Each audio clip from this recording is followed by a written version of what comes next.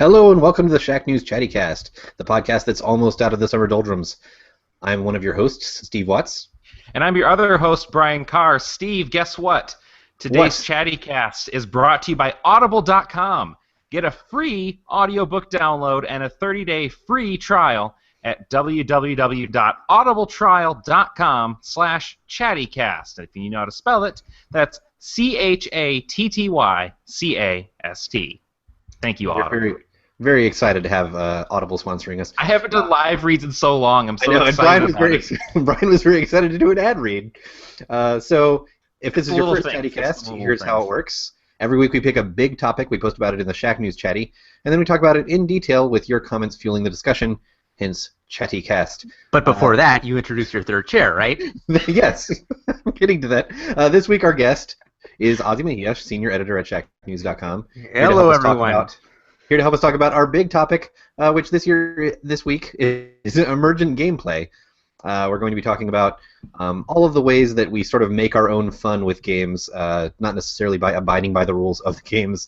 Obviously, games done quick was the big deal this week, and that sort of inspired us to talk about this on the whole as a big topic. But before we get to all of that, we're going to talk about what we have been occupying our own time with. So, Ozzy, what are you playing lately? Well, we had a brief snafu with review codes, but I did eventually get into the 4th episode of Life is Strange, and I am absolutely blown away with how everything has progressed. Like, it really did start off as just like kind of just like a teen drama which just happens to center around, like, you know, a crazy thing happening, like, you know. But I mean, even when it was just a teen drama, it was like entertaining. Like, you were liking it then. It wasn't. Yeah. I was actually enjoying it because I think it was actually a well-told story, and it doesn't rely on the premise too much of, you know, you can rewind time, whatever. It doesn't like abuse that idea too much. It doesn't turn it into like a sci-fi story. But the last episode actually went from teen drama to a mystery. And there's been a mystery at the backdrop of like everything that's been going on, but they just went all in with that for this last episode, to the point that the cliffhanger really makes me want to see the final episode now and go, what just happened? Why is this happening? How did this happen? How did we get here? So I don't want to go too heavy into spoilers. We're going to go into spoilers tomorrow. So if you're reading Shack News, look out for that tomorrow, because tomorrow I'm just going to go all in on what just happened for the 4th episode and go, where are we even going for this finale? Like, what's about to happen? What's about to go down? And if you haven't tried Life is Strange yet, and I know a lot of people have been kind of on the fence about it. Steve hasn't tried. Steve, I know you haven't tried it. I want to, and there's a bunch of questions I want to ask, actually, but I know I shouldn't because it would spoil it. I was like, a mystery, huh? Is it like a murder mystery? And then I'm like, wait, that itself might be a spoiler. Yeah, so. It's interesting because when I've been talking about mystery, I've had to choose my words carefully when I was writing the review in progress that's up on Shack News right now, because I go, okay, if I describe what kind of mystery it is, it's a spoiler right there. So I got to be careful with how I'm choosing my words. But I know that you haven't tried it. I know Josh has been looking to get into it. Definitely jump in. Like, it's funny that the consequence, it's actually been more consequential than most Telltale games that I've played. Like, the consequences actually mean something here. And they actually last to, not only do they last through the whole game, but they hit hard. Like, I think different people have like branched off at this point. Like, I think your playthrough is probably going to be different than somebody else's, and that's just not like, you know, lip service. Like, you know, no offense. So how, I mean, without spoiling, like how divergent are these branches? Would I get to a part in the game that I'm like, oh yeah, and then I talked to this guy, and you're like, that guy hasn't been alive in my game for like.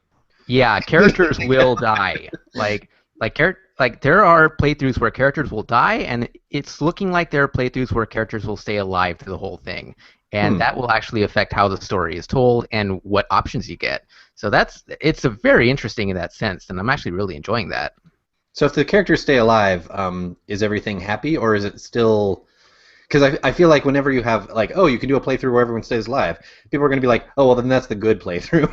You know, I wouldn't there's call like it that min-maxing spirit in gamers, you know. Yeah, I wouldn't call it the good playthrough, but I would say it gets a little bit easier because from what I can tell, if a certain character stays alive, that character will help you through episode 4 and will actually give you some hints as Oh, to okay. how to get through like the next sequence. So there's consequences to that, but I wouldn't call it like everything's happy because everybody's alive. 'Cause there are bad things going down. Let me just put it that way. All right. Well, that sounds intriguing. I've got it on my Xbox, like the demo. I haven't dipped into it yet, but I know that you've been raving about it. Like every time a new episode comes out, you've been coming in and like, oh man, you're never gonna believe. Oh, it's as far as like my favorite story-based game of the year, it's neck and neck between that and Tales from the Borderlands. I think. I mean, it's got that episodic thing that you want to see, that people just get excited every time a new episode comes out. But I think what's putting Life is Strange ahead of it is, as much as I love Tales from the Borderlands, it's still like a very samey kind of Telltale game that I've played for like the last couple of years. That's not a bad thing, but Life is Strange feels different. It feels like it's actually taking some chances and actually introducing some new ideas, and I definitely appreciate that. I think you're right that Telltale is. I haven't actually played Tales from the Borderlands, but just in general, I think that there's a sense that they're sort of falling into a formula, and it's a good formula. They have some space in it, but it can also get repetitive, and I think people might get a little tired of it at certain times. So it's good that somebody else is like actually trying that method of making like a story-based episodic game to draw people in and just putting their own spin on it. Who knew that this would be the niche for like the people that made Remember Me? Just because I remember like people were so like on Remember Me, but who knew that they had these storytelling chops to them? Yeah, it sounds good. Brian, what have you been up to? I'm kind of excited to check that out now, but I have not been playing that. So We'll do like a spoiler fest at some point. Yeah. Yeah. So I was planning. Those of you who listened last week, I was actually planning on playing the Street Fighter V beta. I think Ozzy was too. Oh boy. Like I was all excited. No one did. It'd be great. It'd be premium content for this show, but it doesn't work. Like it's just, it just sounds like everything is on fire over at Capcom USA. Nobody knows what's happening. They're like, well, eventually we might have a beta. So I don't know. Working on someday making a thing that kind of works. Yeah, like, and like again, I don't want to like throw a lot of shade at Capcom here, because if I'm going to do that, I'm going to do it over something else like Mega Man. But what I actually want to do with is say, I think that you see a lot of people being very, very angry about this, right? I don't see the point in getting angry about it, because it is a beta. Like, you're supposed to catch stuff like this in a beta. If this happened at launch, like, yes, you should be furious. I mean, hopefully it's a beta that's like actually fulfilling the intended purpose of a beta. It sounds like that's exactly what's happening. So I'm definitely okay with it. The other thing I have actually been playing is I started delving into Heroes of the Storm. I got on that train. And we're losing another one. I feel like I'm starting to, because I've got the PC now, where I can actually play it, and I feel like I'm starting to kind of get that game. Because at first I felt like I was sort of spinning my wheels, like it was just basically being thrown to the sharks all of the time. And my basic feeling was, if this is the easy MOBA, if this is the entry level MOBA, this is the one that's supposed to be accessible to everybody, I am never going to play another MOBA. But I talked to some people, some stuff clicked, and I've actually won a few games, so I'm feeling a lot better about it now. I think it's a really fun game. There's a lot going on. I think it is, in fact, very accessible. The mere fact that it doesn't have a shop is a huge thing, because the shop, I felt, in most MOBAs just really slowed things down and screwed them up. That's my personal opinion. You mean like in the game interface when you're in a match? like at your base, you don't go back and buy stuff. And I know that's part of a lot of the games in this genre. It's just a part I've never particularly enjoyed. This game just gets rid of that, and I think that's part of why I'm actually able to. And this is just like you're walking along, and it's like, oh, you leveled up, pick a thing. Yeah, right? And that's about my speed. So I've been playing as Sonya a lot, the barbarian from Diablo. Mostly because I like the character design. I like her abilities, where she can actually sort of be, because I'm not really good at support, and I've discovered. So going out and just kind of like bashing people in the face is really kind of what I'm good at. So that's really been about what I've been spending my time on. I'm sure everybody listening or watching has played enough Heroes of the Storm where I'm not gonna be able to tell you anything new. Yeah, But you don't want to sound like the newbie, like, yeah, oh, like this is pretty good. And they're like, oh, that dumbass. you know everything about it. I don't know anything. I'm just about got enough gold to buy my first new hero, and I'm trying to figure out who it is. I'm leaning kind of towards Tyrael just because I think Tyrael is awesome. But I will take suggestions gladly from anybody. Is that a Diablo Angel? It is the Diablo Angel, The Steven. Diablo Angel. That Okay. is the Diablo Angel. You can tell how much I know about Diablo lore. Yeah, I know. But yeah, he's a cool character and he looks really really neat. So that's kind of the one I'm leaning towards. But again, if you have suggestions, post them in the chatty. I'm willing to take suggestions. I was guessing based on the name. I'm like, Tyrael sounds like an angel name. It's very They all much. have the EL kind of thing. He is the archangel. Like he's the head of all, or like one of the head of all the angels. He's not like the head of the Council of the Angarim, but he's kind of like the liaison. Like he's the only one of the angels that actually like cares about humanity. The character designs for the angels. I mean, like I didn't get that much into Diablo before Diablo 3, but the character designs of the angels in Diablo has always struck me as interesting because it looks like biblical figures that's designed by the Protoss from StarCraft. Yeah, that's awesome. Like, yeah, I almost said Tyrael, the guy from StarCraft. No, Yeah. wait, that's the other guy. Yeah. So But yeah, cool. that's good. I like that. That's a good Yeah. game. I played slightly more HOTS, but not enough to comment on it. I actually dipped a little toe into KOTOR 2 because it got an update. Oddly enough, How weird is that? Like, Yeah. it's out of nowhere. It's like, super okay, weird, and let's give it an update. I had never played KOTOR 2. I loved the first KOTOR. You know, obviously everybody did, but like I'm not making like a bold stand or anything for the first one. But I never played the second one because its reputation was like, oh well, it's a broken piece of shit. Like there's no point playing this thing that like does not live up to the first one at all. And from what I've heard, the second one still doesn't really live up to the first one, but it's not broken anymore. And it's being supported by this patch, and I was like, that's pretty cool. And it was on sale for like $7, and I was like, yeah, I'll get that. And I got to that point where like you get to your first sort of branching dialogue tree, and I said something like kind of testy to this old woman, and it was like, you earned dark side points. I'm like, all right, I guess I'm dark side now. Like, I wasn't planning on being dark side, but Being rude to old ladies is the start of the fall to the dark side. that's the You know first this. step. Every Sith. Well, that's how Palpatine started, Exactly. Like Some old she lady was- cut in line in front of him at Starbucks. She was this old lady who was being very cryptic, and it was getting on my nerves. So at the end of the conversation, I was like, "Fine, just stay in front of me, and I won't have to kill you," or something like that. And they were like, "All right, dark side." But I went dark side in the original KOTOR and had my skin turn all gray and crackly and stuff, and so that was fun. And I really haven't been playing a lot else that I can talk about. I've been playing a lot of rare games for reasons that I'll talk more about. Games Next that you week. can't find? Wow. Or game. Yeah, a lot. Yeah, rare games, Otherwise named rare. And I did replay Journey, which is a gorgeous experience that everyone needs to play, especially on Oh, yes, PS4. absolutely. I know they've just changed the frame rate and the resolution, but something about it, like, it looks as if they did a lot more work than I've heard that they did. Something about the animation just seems so much smoother. It was beautiful. I got into that it game gets thinking, better. yeah, I was like, I'm just gonna play a couple minutes to see how it looks because I'm curious how it looks on the PS4. And then like 2 hours later, I was like at the end and like crying, and so because you can't not. It's such a touching experience. But that is, I feel pretty strongly about scarves too. yeah. It's all that scarf. Really went through a journey.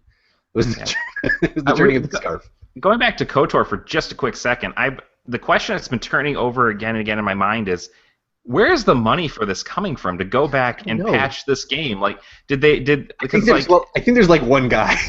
Yeah, it's like a cost benefit analysis. Like if it was just one guy doing the work and like that sort of things. I know they worked with some of the mod community to get some of the cut content back in, but like, did Disney just go ahead and say, well, this will cost us X amount of dollars and we might get X amount of sales off of it, that we're willing to just go ahead and do this as a lark? Like, it has to be like a goodwill thing more than a thing like we're expecting to sell a lot more copies of KOTOR 2 now. Like, there's a dude named like Craig that they like forgot to stop paying like Office Space, and he's he's just been working on this. My immediate thought when I saw that news was, wow, this sucks for the guys at BioWare Austin because they're trying so hard with Star Wars: The Old Republic to kind of make that story feel like old KOTOR. And now that people can play old KOTOR, they're gonna be like, yeah, I can see why this is so much better than what's out right now. It's like, good. oh, I feel so bad for those guys. It's MMOified, you know. You got the MMO hooks in there, which are different than the traditional RPG hooks. And other than that, of course, I've been playing Hearthstone, which I was sort of getting. I mean, I always play it. I always do my dailies, but I was sort of getting like tired of it, you know. Like I tended to just like do Tavern Brawl to do my dailies as much as I could and stuff like that. Tavern Brawl was so much fun last week. It was, yeah, but like Grand Tournament is coming at the right time because I'm just kind of sick of ladder. You know what I mean? I would still do Arena and I would still do Tavern Brawl, but like we need some injection of new blood in ladder. So thank God that Grand Tournament is coming sometime in the nearish future. So yeah, that's more or less what I have been up to. It was so much fun just going through that Tavern Brawl last week and just getting people to rage quit with turn 1 moves. Like turn 1, mind control. You're done. It made for some of the craziest stories, like when you have Chromagus draw you like 2 more mind controls. It's my quickest game in that Tavern Brawl was turn 1 Alex. I was a paladin. It was like turn 1 Alexstrasza, turn 2 that spell that doubles your attack power, so he goes up to 16. Oh, jeez. And I just hit face and then the game's done. Turn 1 Alex was so popular throughout that whole thing. I was using that move myself. I would usually do turn 1 something else that was powerful, and then turn 2 Alex so I could get an immediate hit, which usually worked out a little better than doing turn 1 Alex in my experience. But yeah, everybody was doing turn 1 Alex, and then I would steal it because I would usually play Priest. I saw some interesting experimental decks too. Like there were some people trying to do like extreme rushes because they had all 10 mana to just do like rush out everything. I played around with Miracle Rogue, which hasn't been viable in a long time. But when you can just put down your Gadgets and Auctioneer in the first turn, and then just draw your entire deck, like in the first turn, it becomes viable again. So yeah. It was Someone tried to do the extreme rush on me, and they're like, "Okay, Holy Nova, and done, and your board is clear." Yeah, because a lot of people weren't doing board clears; they were just filling it up with as many like big minions as they could. Because you would think Holy Nova wouldn't work against some of the bigger stuff. So. Oh, my favorite one was turn 1 Prophet Velen, coin, double Mind Blast. Just immediately hit for 20. Oh yeah, somebody did that on me, and I was like, "Bravo, sir! Like I can't be mad. That was." Like I'm a little pissed, but also like, good job. At any rate, yeah. So that's what I have been up to. We can move on to our big topic. This week, as I mentioned, inspired by Games Done Quick, we've sort of been thinking about emergent gameplay, ways that people make something out of games that they're not necessarily meant to be. Obviously, doing a game very quickly is one example. Sequence breaking is another example. For those who might not know what that is, it's not as popular as speedrunning, I think. It's when you sort of figure out how to get past the gates out of order. Metroid is very well known for this because it has very gated power-up systems. So there's this whole like sub-community of Metroid fans that just figures out like, oh, I can get the super missiles early, and then that allows me to access these other areas that I'm not really supposed to access yet. Things like that.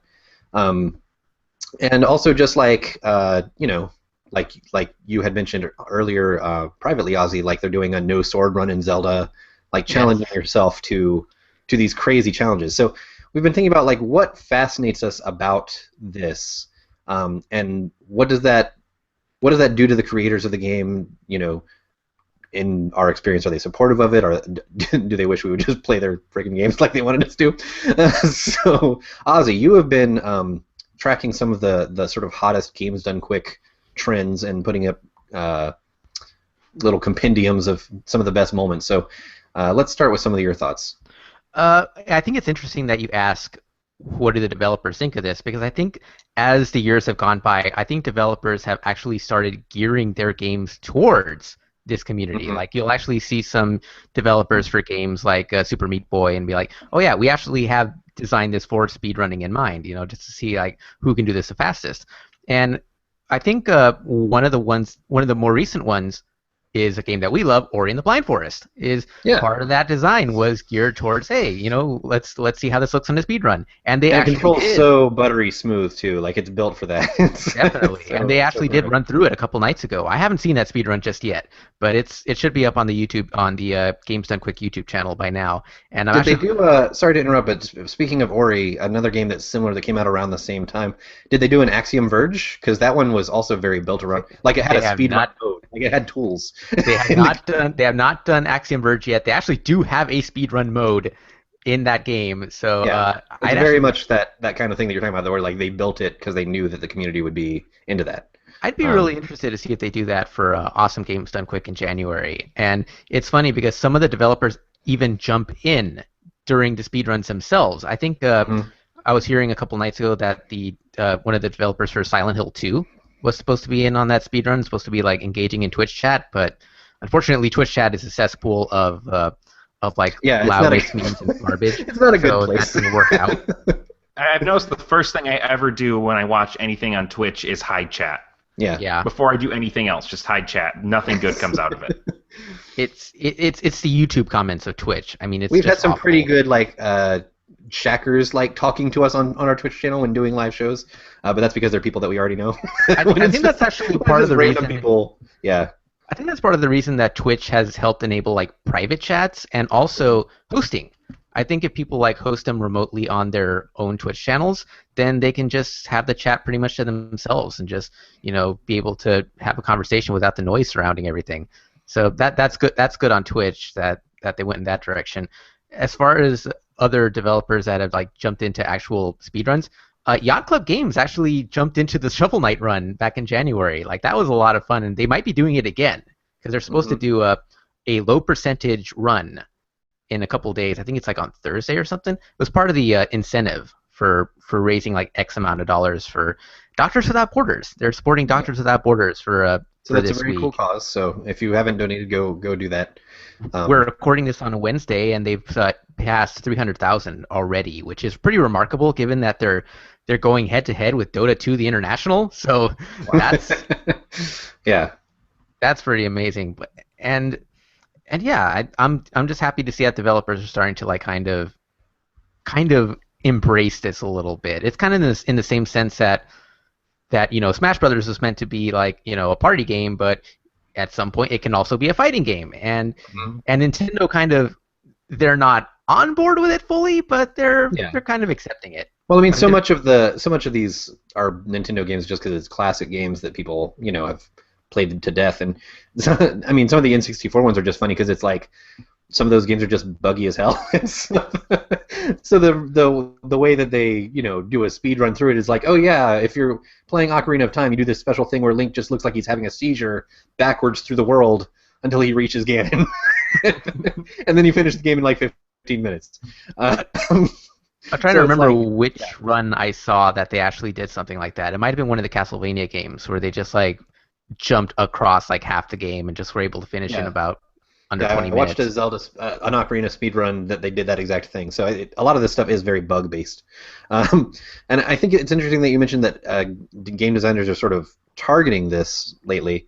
In our chat, in the chatty, we had some people talk about Minecraft as sort of like the prototypical example of just a make-your-own-fun kind of game. Like they eventually added goals to Minecraft, but it's still basically just like a building and make stuff up kind of game.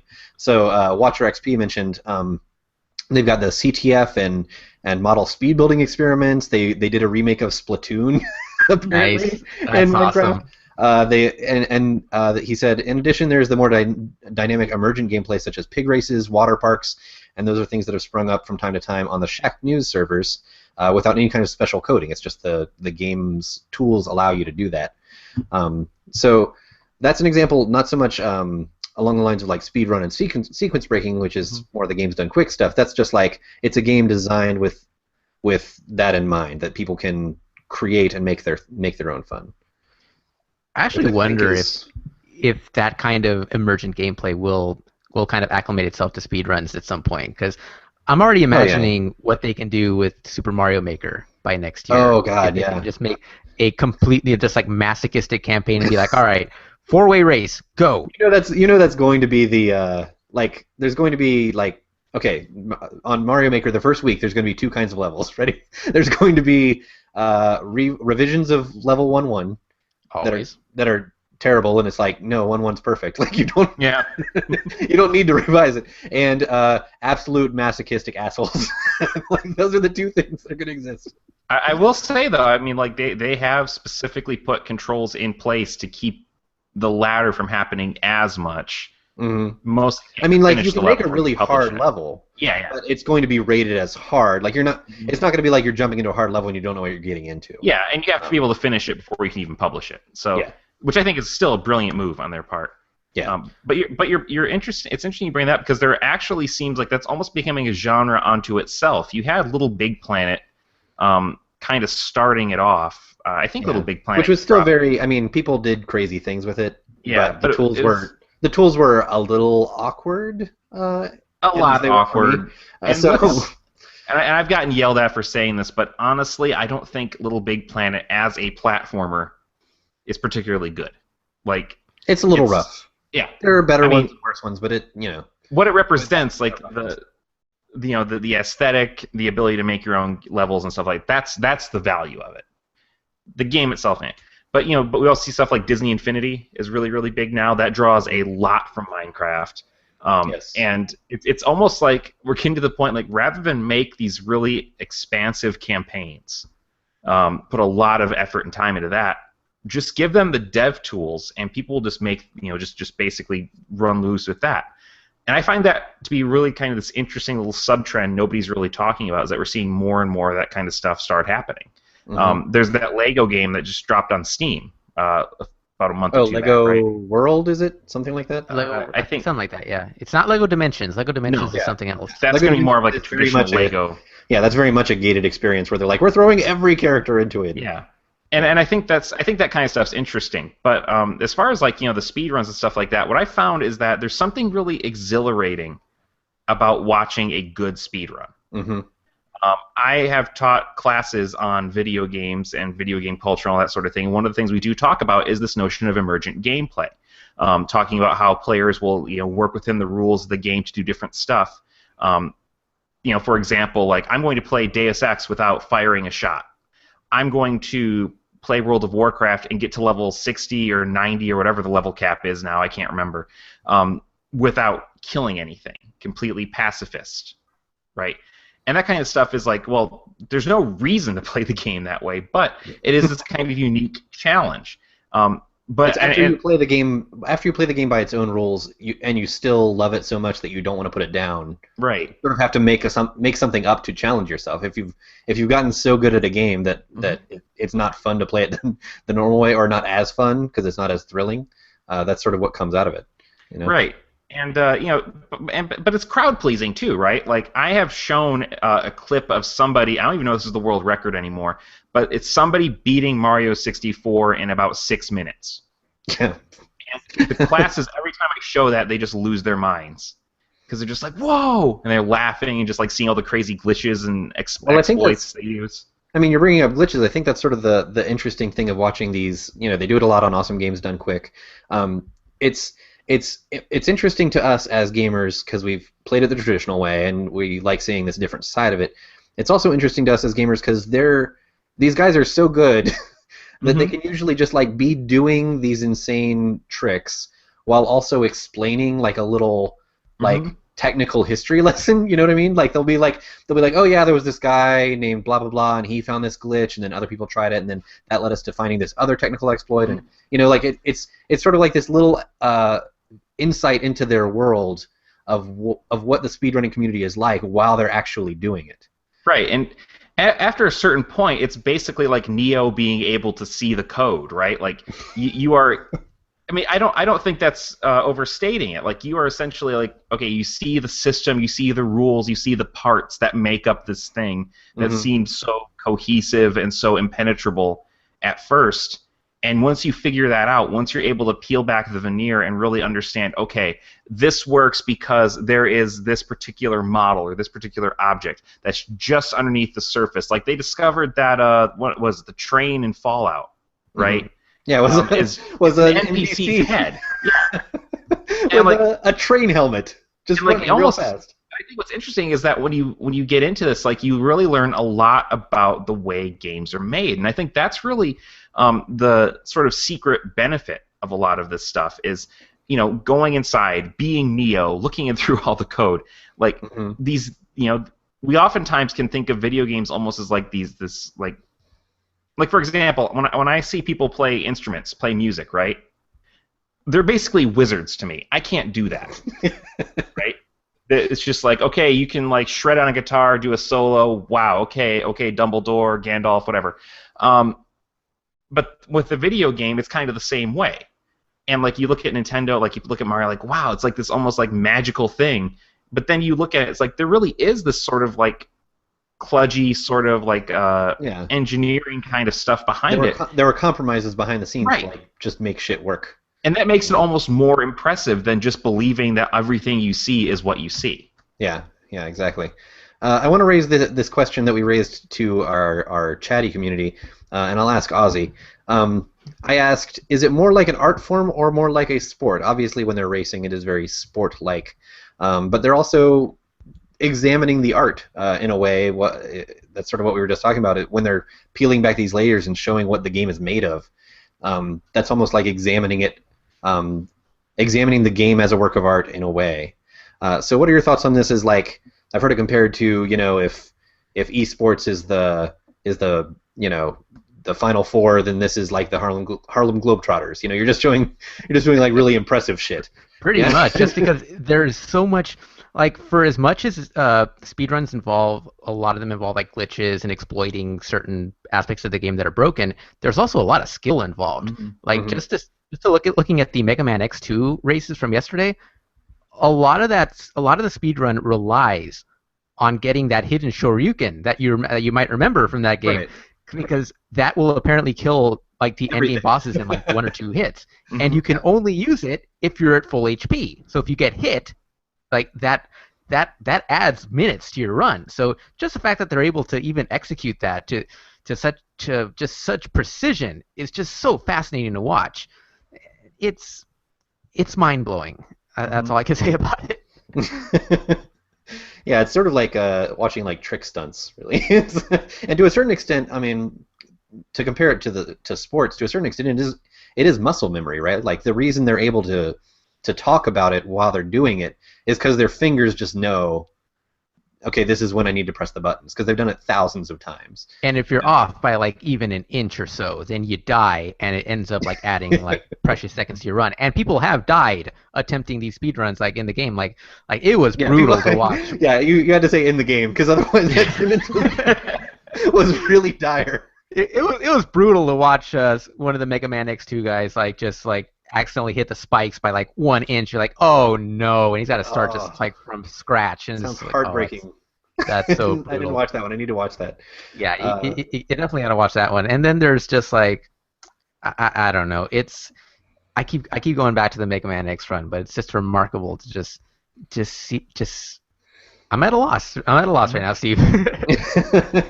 But I love this idea, and I'm the academic in me, the wheels are turning and coming up with just like the most almost over the top way to like to intellectualize this. And I'm like, if the chin stroking talking, because like a lot of like film criticism is based around, okay, how did they set up this particular shot, or how did they do this? What are the certain like tricks and that sort of, like Citizen Kane, right? Like film scholars will watch that again and again and again, and will pick up little things like, oh, the table moves just slightly in this shot, which tells you this, right? Oh yes, that's another thing, is that there are several points during some of these runs where as they're coming, they go, okay, I need the room to be completely silent because I have to listen to certain audio cues, and that's when I'll know to jump, or that's when I'll know to hit this button. So there's a lot of like precision in both like animation cues, counting frames, and just listening for certain cues. And the people who are there in the live audience are very respectful of that. Very much so. It's almost like they're watching a chess match.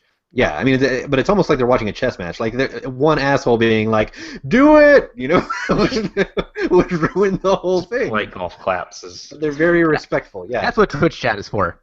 Yeah. Yeah, exactly. Take off your shirt. Anyway, speaking of speaking of sort of along those lines, Freon said some of the speedrun stuff is more technical or engineering than sport or art. You find out what really happens under the hood and you exploit it. That's sort of what we were referring to with Brian's, your Neo seeing the Matrix analogy. So but definitely, I think there is say that aspect. There are certain parts of the speedruns that aren't always just for them. Like, you can learn stuff about the game just by watching it. Like, I've definitely watched speedruns and been like, oh, I didn't even know that there was a power up there, Yeah, like I was watching the DuckTales speedrun, and I go, wait, there's a hidden shortcut there? I've been playing that game for like 20 years. I never knew that. And even the ones that are like not even the glitchy shortcuts. It's like, oh wait, no, that's like an intentional shortcut. It's just like not one that is that widespread or whatever. A couple of those in Donkey Kong Country too. I mean, it's like, okay, I can actually take this with me. So it's fascinating to watch in that sense too. Yeah. Yeah. I think there is an art to it, honestly. If we don't have any other thoughts, sorry. I was just saying, I think there actually is an art to it. Like, if we can get to the whole discussion of whether or not playing games is itself sort of like a transformative thing, and you are creating art through the act of play. That's maybe something we can get into another time. But I think there is definitely, just like you could argue that something like watching a pitcher throw a ball is almost like a form of art. It's like this like talent that they are expressing at this sort of like optimal level. I think that you could definitely call speedrunning, tool assisted or not, art. Because like even with like tool assisted, like you're still kind of using these tools, you're using the game to do these interesting and unique things or play them in a unique way. So like I definitely don't want to like create like a dichotomy, because like one's very much skill based, the other one's a lot more like assisted, for lack of a better term. But I find that both of them are interesting in their own ways for that reason. But you still have to know how to do it all. You're just like the tool assists are usually to like string together all of these individual things that that like no person on Earth could do them all in one run. Like this enemy is going to attack you for this much damage. You can like get the little numbers that will tell you that. Yeah. And that's the kind of stuff you need to have in order to be able to run something like a Final Fantasy at any acceptable rate of speed. Yes. Yeah, speedrunning RPGs is something that fascinates me, and something that I want to see how it's done, because, like I said, we're recording this on a Wednesday. Later today, they're supposed to do Earthbound, and I'm actually wondering how that's going to work. And there's just like there's not a missed beat. Like the way the characters move, I'd be curious to see that for an RPG like Earthbound, because, like you said, because it's all sort of overhead perspective. But because when you're watching the side-scrolling ones, it's just like they're never standing still. Like there's not a single like missed frame that they're accidentally standing still for a second. They are moving, jumping, all the time, climbing ladder, whatever. I think we have to move on to our other topics, but first I'm going to quote Degenerate here. He said, "I don't know why speedruns can't be art and sport. An amazing speedrun through certain games certainly qualifies as both to me." So definitely. Very impressive work. Especially when it's something like Ori and the Blind Forest, where it's just so beautiful to look at, and it's ballet, pretty much. Oh, and that's I mentioned before the show watching Tetris, watching the Tetris speedrunners. Ballet, holy crap, the Tetris runs. You wouldn't see the block even going down. It would just be down all of a sudden. And I'm like, wait, how did they even tell it which position to go to? Like I have no idea. It was when they're playing the credits and they don't even see the blocks down there because they're hidden behind the credits. I mean, insane achievements. So good job, awesome games done quick, and especially for a good cause. So before we move on to our newsy bits, we're going to go into our sponsors. Brian, Steve, yes, you know as well as I do that Audible.com is a great way to listen to audiobooks, right? I do.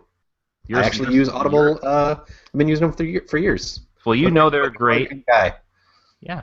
Well, you know they're great, and now they're offering you, the listeners and viewers of the Shack News Chattycast, a free audiobook download as well as a free 30-day trial to check out their service. There's lots of great books on games, technology, and hundreds of other topics to choose from. And every week, we're going to highlight one that we've personally enjoyed, and we think you might too. Now, this week's recommendation, actually, we're using it to lead into the newsy bits a little bit. This week, it's The Squared Circle, Life, Death, and Professional Wrestling, written by David Shoemaker and narrated by R.C. Bray. This examination of professional wrestling, its history, fans, and cultural impact is both humorous, heartbreaking, and fascinating, even if you're not a fan of America's greatest pseudo-sport. I've read the book. I loved it, and you can listen to it on any. You can listen to that or any of over 150,000 other titles with your free audiobook download today. Just visit audibletrial.com/chattycast. Again, that's Audible. It's a live read. Again, that's audibletrial.com/chattycast. Thank you, Brian. So we're moving to our Newsy Bits. As you mentioned, we're segueing from that into Newsy Bits because our first story in Newsy Bits is Hulk Hogan has been removed from WWE 2K16. Speaking of professional wrestling, he hasn't actually. I mean, is he really involved even in professional wrestling? So how involved is he? He makes cameo appearances here and there, but he's still like one of their most marketable names. I mean, he's still like the guy. He's super famous because of that reason, so Yeah, he's sense. more of an ambassador right now for the WWE, which is basically like the main company. For those of you who don't know, like they're the NFL of pro wrestling. Yeah, there's other leagues, there's arena football and that sort of thing, but nobody really pays attention to them on the same scale they pay attention to the NFL, right? Yeah, WWE is the only one that's like publicly traded right now. Yes, like they're massive. Yeah, and that's a major part of this story is the fact that they are, in fact, a publicly traded company. They had just kind of made amends with Hogan a couple years ago. They brought him in from a rival company to come back, do special appearances. He was on their reality show. They built a lot of the marketing for the games around him. And then, of course, this tape surfaces of him saying some really unfortunate things. Now, I'm not going to go to the specifics of the tape, the context in which it was filmed. And we don't have to argue over whether what he said was racist because people argue about that. It is. But we'll leave the specifics of the scandal to like your TMZs and your Gawkers and that sort of thing. Your Perez Hiltons, etc. Yeah. What's interesting about it is that, and this kind of made me think because this isn't the first time we've had problems like this, is the issue of it's two issues at play here. First is likeness rights, like when your image, your personality has made money for another company or another entity. How much control do they have over that? And two is the question of in situations like this, because this is like an unprecedented situation in a lot of ways, right? 2K actually deleted access, like pulled access to that content unless you have it currently installed. If you bought it and don't have it installed, too bad, you don't get it back. Which is, I can't think of the last time something like that's happened, especially in a case like this. That seems insane. Like it is insane. That's the thing. Like that seems like the kind of thing that like. It sounds like I'm gonna insult NeoGaf here, so forgive me, but it sounds like the kind of thing that like NeoGaf would like get mad about, and then you'd be like, "Oh wait, that's not actually accurate." But it is entirely accurate. But here's the thing: this is actually very much indicative of the sort of scorched earth PR tactic that this company uses, and it comes out of. And again, this is me putting on, again, outing myself as somebody who knows and cares way more about this kind of stuff than I should. This is actually an outgrowth of the fact that, one, they are a publicly traded company, so a guy who is a face of their brand, a major part of their brand, saying stuff like that, and let's be honest, like, it's not just what he said. If it was just that, they could probably deal with it, but he's been damaged goods for a while with the lawsuit with Gawker, the tapes that have surfaced, that sort of thing. Yeah. And I think they might have decided now is just the time to cut bait. It was just like the breaking point, maybe?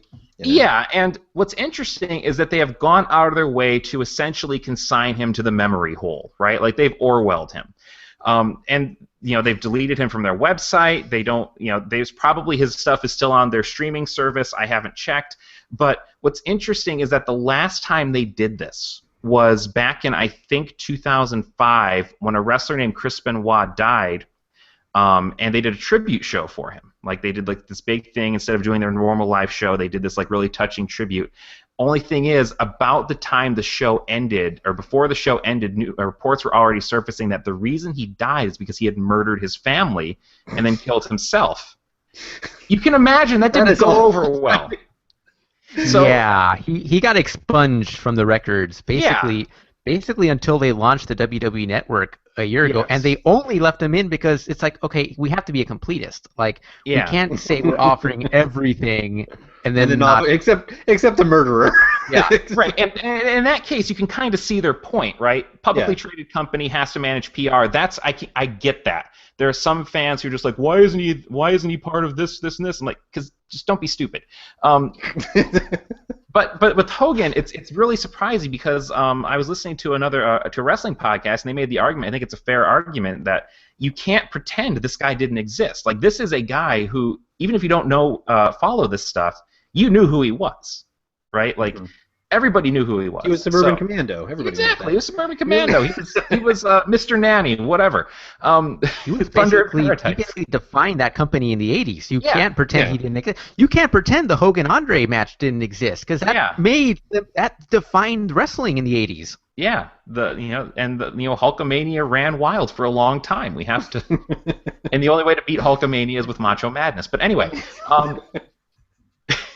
so this is, and I'm monopolizing this more than I meant to. I'm sorry, but I find it really, really interesting because it does beg the question of his rights, his character were basically owned by this company, and they theoretically have the right to do whatever they want with it, to the point where they will actually apparently encourage or demand their partners to take content that gamers have paid for out of their hands.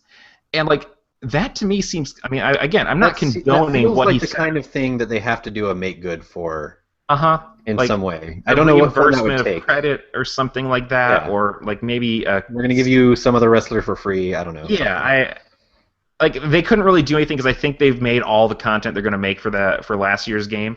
But I don't know. It feels like something should be done. Yeah, I'm sure. And again, like, I don't want to condone what he said or did because it's pretty bad. Okay.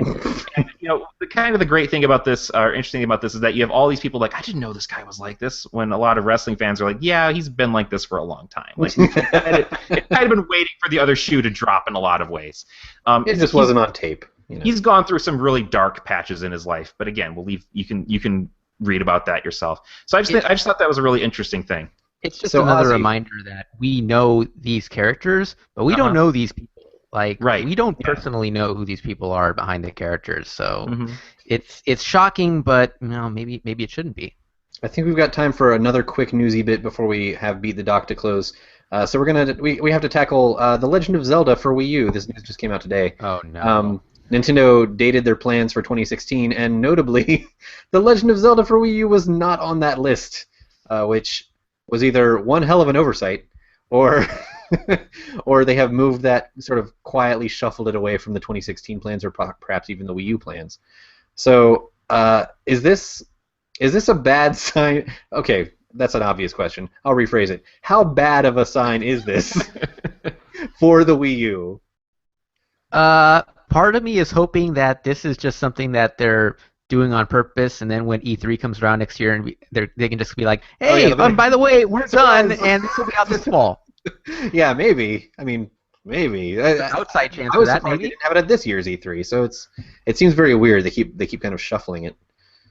But it sounds like it's almost like Nintendo's just like pulling the cord on the Wii U and be like, yeah, we're quietly just gonna.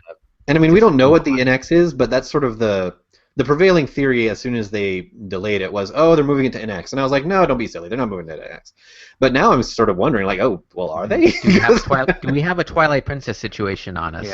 Yeah.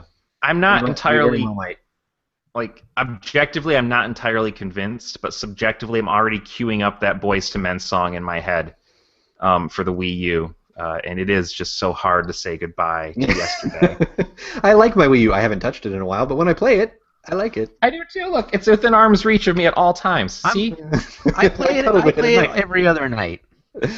Yeah. Oh, poor Wii U. I mean, hopefully, if it is a Twilight Princess situation, then at least it'll be like a nice swan song for the Wii U. Yeah. But I don't know. Yeah, I'm thinking more and more like. I don't know. Is this just Nintendo just being like, cut it, whatever? Just I don't want to move on. I never want to read too much into stuff like this because I think there's a lot of places willing to do that, but and a lot of people willing to do that. But I don't know. It's just it's hard to look at this and be like, oh yeah, everything's fine. Yeah. You can't really do that. Something is up with this Zelda game. Having basically two long-term delays within the span of what has it been, like 3 months? Yeah. That's pretty weird. That's really weird. So yeah, I mean, none of us know what's going on. None of us know, what kind of leadership changes are going on right now in the wake of Iwata's passing. We actually have a piece that went up this week from our CEO, Asif, sort of doing market analysis, or COO, or something, doing market analysis. The guy who owns us, the man who owns our asses, doing market analysis on what does Nintendo's leadership team sort of do as far as finding a replacement for Iwata and also just maintaining the philosophy that Iwata sort of set in place there. So we don't know what like kind of leadership changes are going on behind the scenes, or what's happening, or if whoever Iwata's successor is kind of already has the reins and they're just like, NX is our thing. Let's just go for that, So it's going to be interesting to watch now that everything feels very much in flux at Nintendo right now, I think, which is kind of scary as a Nintendo fan. I have faith in them, but it feels a little scary. I'm looking forward to Mario Maker and Woolly World, and I'm pretending nothing is coming beyond that. I don't want. Those are the last two games. I am both looking forward to and dreading Mario Maker because I want all the Mario. It's just so all the Mario. So awesome to me. That should be their slogan. But at the same time, that game feels like an end game for 2D Mario because where do you go? Yeah. Where do you go once you democratize those tools and let everyone just get on unless you go for an entirely new engine? Like I don't see where you go from that. Well, if they're smart, Mario Maker 2 won't even need to exist. They can just like continue to release DLC packs of like, okay, here's all the new suits that we've had in the new Super Mario Brothers games. Now you can put those in your levels. Here's all the new power-ups. Here's some new level assets. They could keep going for that for years. Theoretically, yes, but unless of course the Wii U is on its last legs, at which point why keep supporting it? But release like we've never seen a game from a past platform released. This is true. This is true. Backwards compatibility is going to be like the big question for the NX because Nintendo's been so good about that. NX is going to need, if it's going to have any kind of Wii U functionality, it's going to need some kind of tablet device capability, some sort of second screen. Yeah. So all right, we're going to close out the show, but before we do, first thing, the end of the show, a funsy time, is Beat the Doc, the part of the show in which I abuse my hosting powers by pitting my friends against each other in a pointless game. So as always, our guest will go first. So that is Ozzy this week. Today's game is called Localization. I've taken 5 well-known quotes from the history of video games and run them through several layers of Google Translate. Oh no! Your task is to name the game, and this is a twist, you get a bonus point if you can give the exact quote of the phrase that I have butchered. All right. I picked pretty easy quotes, pretty easy, well-known quotes, because I was afraid of how much it might butcher them. So since there are bonus points involved, you can steal. So if one of you names the game but cannot name the quote, and the other one can name the quote, bonus point. All right. So, Ozzy, you are first. The quote is, "You're a doll." You're a doll. What? Oh, jeez. I got nothing on that one. All right, Brian, can you name it? Oh man. For the steal. You are dead? I don't know. No. It is from Final Fantasy VII, Sephiroth telling Cloud, "You are a puppet." Oh! Translated into "You're a doll." That was actually not as obscured as I kind of thought it would be. Because I was like, a puppet is a doll. It's the same thing. Anyway. If I play Final Fantasy VII Remake when it comes out. Yeah. when it comes out in like 2019. Exclusively on the NX. Yes. Nintendo's finally getting back with Square. Yeah. So I have a good feeling about this one. Okay. Brian, what is man so miserable secret? Oh, God.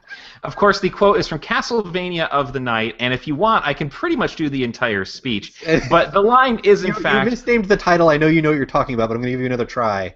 It's Castlevania Symphony of the Night. Okay, you said Castlevania of the Night at first. All right. Sorry. I thought I said Symphony. The Castlevania Symphony of the Night. You can just quote that line. I don't need you to quote the whole monologue. What is a man? A miserable little pile of secrets. Yes. All right. That is 2 points. But I can do it. I just want you to know that I can do the entire monologue. All I could think of was like all those people playing the "I Want to Be the Guy" like fan games. Gets the Dracula, goes, "What is a man?" and throws a drink on top of him. Game over. All right, Ozzy, it's your turn. You can catch up with 2 points here if you can get it. All right. Okay, I should also mention, because it comes into play on this one, if there is a keyword that gives away a game too much, I've replaced it with a generic term. Okay. Just so you know. This is the only one that comes into play. Last alien capture. Galaxy world. Galaxy World. Maybe don't pay that much attention to that second line, because it has been slaughtered especially bad. Last alien capture. Last alien capture. Galaxy world. Shine Get? I don't know. No. Mario Sunshine? Sorry, it's not Shine Get. Brian, can you name the game or the? Yes, I can. Oh And, no! I want to again remind everybody. I have no idea what these are before he does them. Yeah, no. I'm trying to make Brian lose. That's the whole point of the game. Exactly. The game is in fact Super Metroid. It is. The quote is, "The last Metroid is in captivity. The Oh. galaxy is at peace." Yes. I don't know where the translator got Galaxy World. That was an especially bad one. Since Brian is so far ahead, I'm just going to go back to Ozzy since Brian just stole that one. All right. The good man can be all the difference in the world in a bad position. Holy crap. The good man. Are you sure you're not giving him the ones you're supposed to be giving me? They are progressively getting harder. I will say that. So this one is the second to hardest. The good man. At least in my opinion, I thought it would be second to hardest. I didn't realize some of those earlier ones would be hard. So the good man can be all the difference in the world in a bad position. Is it Earthbound? No, it is not Earthbound. Brian. This one I actually have no idea. Okay, I didn't think that you would. I feel like some of our listeners who are familiar with Half-Life 2 might be screaming at their podcasty devices because all the difference in the world is sort of the giveaway there. The actual quote is, "The right man in the wrong place can make all the difference in the world." Okay. It's sort of Sorry, everyone. Sort of rearranged the parts of the sentence there. Yeah. So, Ozzy, final one. All right. This is very short and also very weird and hard. If you agree? Question mark. You agree? If you agree.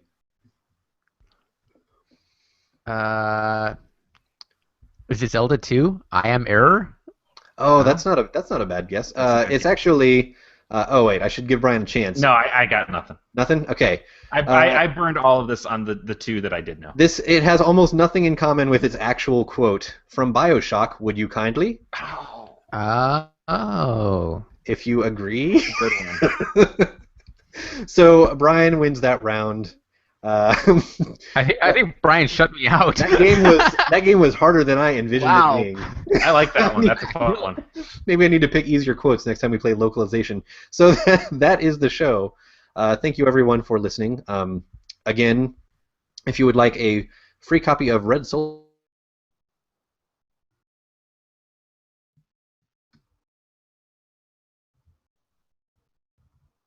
Uh-oh. We lost Steve. A giveaway going on if you feedback. Yeah. You can fix that in post. It's fine. Yeah, I'll fix it in post. Whatever. What were you saying? I was saying that we have a giveaway going on if you go onto iTunes and leave us a review. It doesn't have to be nice. It can be mean. We prefer nice. But we're not bribing you. But we always prefer honest. We always prefer honest. Honesty over nice, yeah. Because really, I mean, the only way we can get better is if we know what we're doing wrong. Yeah. So be mean as you need to be. And we'll grab you a copy of Red Solstice, the RTS. So thanks for listening. I am one of your hosts, Steve Watts. And I'm the other one, Brian Carr. And joining us this week was Ozzy Mejia. Ozzy, you want to say goodbye? I do want to say goodbye and keep on visiting shacknews.com. Yep. So until next week, we will see you on Chatty.